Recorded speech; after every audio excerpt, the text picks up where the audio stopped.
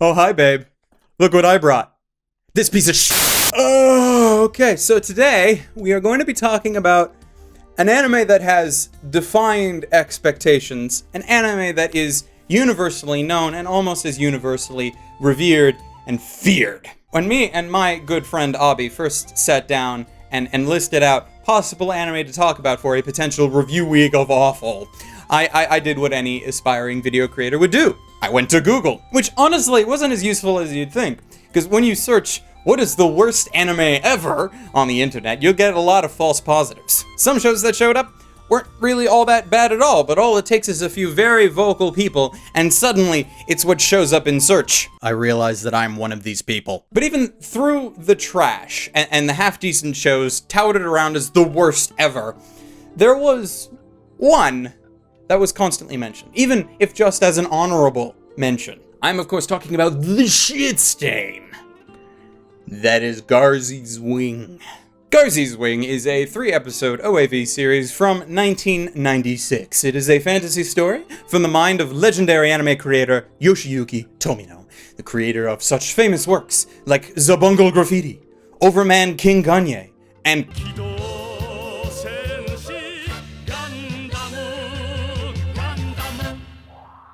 And I've avoided it for the longest time, because prior to me actually witnessing it myself, I figured, well, it's well known enough already. I'm sure that what's needed to be said about it has been said before by other people, so I might as well save myself the trouble and skip it. But now that I've watched it, I feel that all the hate, all the discussions, all the mentions of it possibly being the worst anime ever, all of the convention audiences who laughed in disgust, I hope, alongside one another at showings of this series, it honestly wasn't enough. And hell, I've dug this far deep into utter garbage this week already, so why not? In for a penny, in for a pound, I say. So, what is Garzey's Wing actually about? Well, it's actually, hold on a second.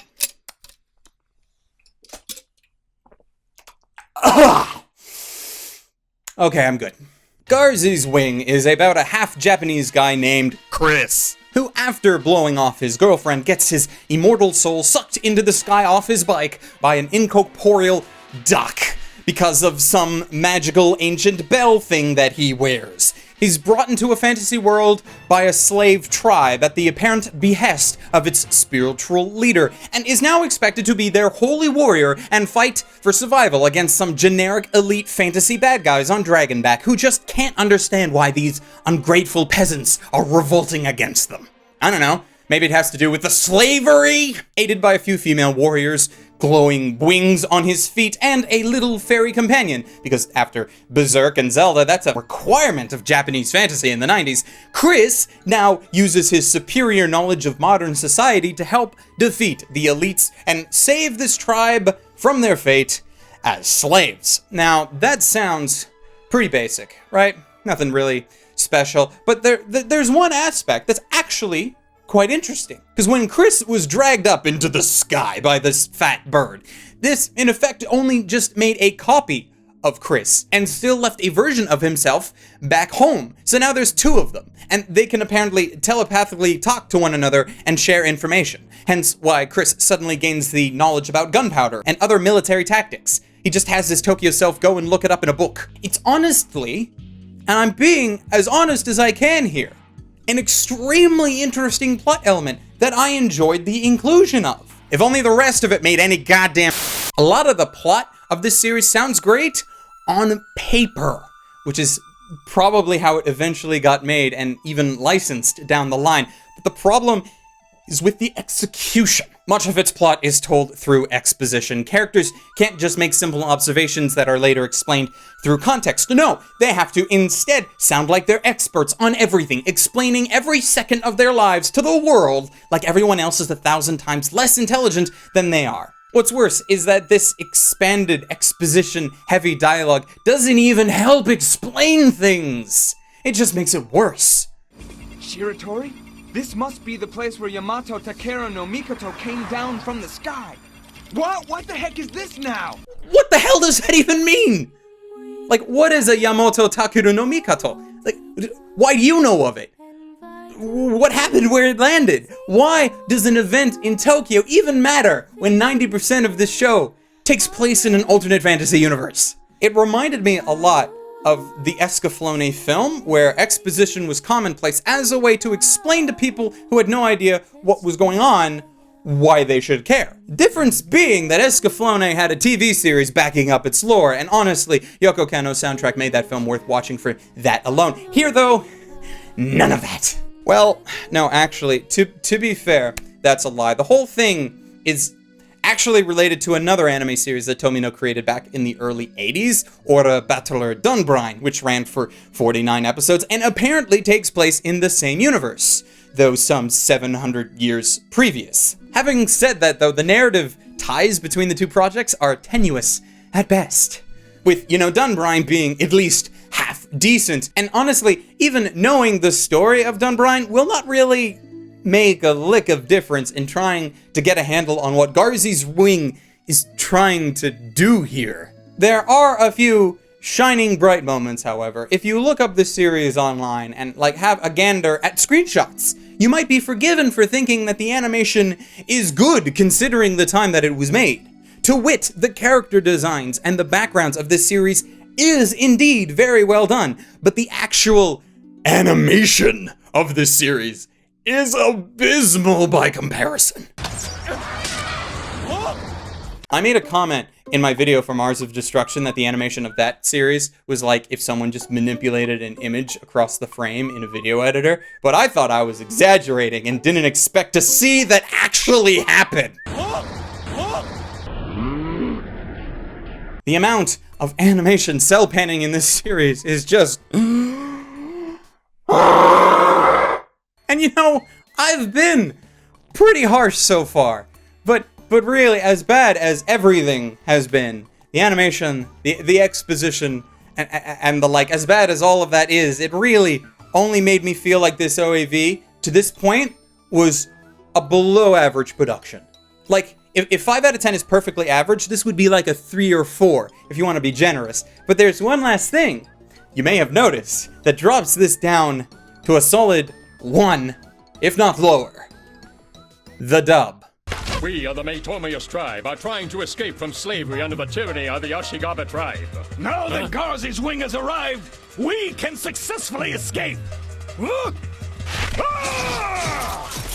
I already complained about the dialogue being exposition heavy, but I assure you that it is so much worse when that dialogue is presented to you by one of the most wooden, unemotional, and grating dubs I have had the displeasure of listening to. It felt like half of these actors were only here because someone threw them into a booth, put a gun to their head, and told them to read the lines. I almost feel bad for the dub makers, though, because it's not as if the material they were handed was golden or anything. They were handed trash and reciprocated in kind. To the dub's credit, I guess, the horrible dub actually makes this series more noteworthy here in the West, when before I found myself almost falling asleep at watching this series with subtitles. Now with the dub, I'm wide awake trying to fully understand what it is I am listening to and why I am listening to it. The dub of Garzey's Wing almost pushes this series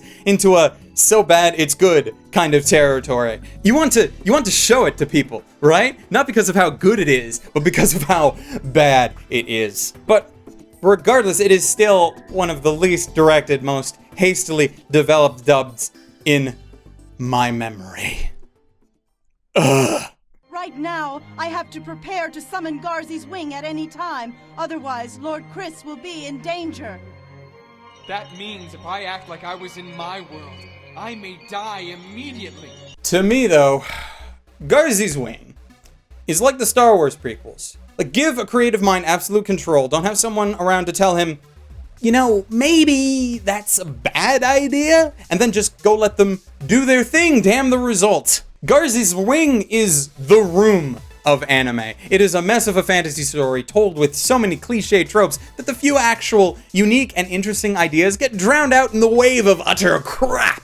It is an anime made worse by the star power attached to it And someone's probably genius idea that because it was a Tomino work, it was like a money printer, which is why it got brought over and dubbed here in North America, instead of staying at the bottom of the disease-ridden barrel of unmentionable anime next to Mars of Destruction, where it belonged. Like, I just wish that I had an answer to, like, one or two things. And I wish these things were properly conveyed in the actual series itself, not something that I have to try and, you know, parse together after the fact. One, at the end of it all, what was the point? It's not like Chris made it home at the end. Spoilers, by the way. So he's just, what, supposed to be separated between two worlds for all of eternity? And second thing, who the fuck is Garzey? I can at least have some bright sides, though, because as bad as this was, it didn't begin a downward spiral in Tomino's career or anything. Hell, 3 years later, after this, he went on to create one of my favorite Gundam series ever, in Turn A, but it really just goes to show you that you can't expect gold from someone all the time. Eventually, they will have some duds, and that's okay. At the very least, we can watch this series and laugh, even if it's just to drown out our cries of despair. If it's not obvious by this point, Garzey's Wing gets a fuck it rating from me, though honestly, I would never tell someone not to watch it. You get it? Like, don't go out of your way, obviously, but I would say to not watch it alone. Bring someone with you to share the pain. At least then you might have some good memories to take from the experience. As far as alternate recommendations, well, like with many things in this review week of Awful, I feel like just saying literally anything else is sufficient enough. But okay, if you want a series of the same sort of ilk, but you know, actually good, start off with Visions of Escaflowne. I mentioned the film version of Escaflowne earlier, but honestly, the TV series is where you should start. Just try to avoid the original dub for the series if you can, because while it's not as bad as Garzey, it's still not great. Funimation recently did a redub of it though, and that is leagues ahead of the original in quality, so check that out if you like dubs. Or, you know, the sub works too. Second recommendation, because why the hell not at this point, is the English dub of Ghost Stories. An example of a dub that makes mediocre content comedy gold. A police station! Thank God! I never thought I'd be happy to see one of those things. Hey, put the donuts down! Drop the Krispy Kreme, Serpico! We need your help These people in here! my house look like my father and my brother after 9 months or Yeah, boogity-diggity-diggity-diggity-diggity-diggity-diggity! But between those two recommendations, you should hopefully find something to your liking. And that's it from me. Please subscribe if you like the video. Follow me on Twitter if you feel so inclined. And hey, if you like what I do here and feel like helping out, go and check out my Patreon page. And if you feel it within your heart, please consider donating. As always, a major thank you to all of my patrons who support these videos, because without you, I would not be sitting here watching this crap. I would have another job. Maybe better, probably worse. I don't know. So thank you. Specifically, though, I would like to thank Victor Agmark, Yunur Dovaqueen, Jacob Parkin, Joshua Garcia, Calhoun Boy, Robert Chumzai, Siri Yamiko, and Bing Theo for being especially awesome. And until next time... stay frosty, everyone.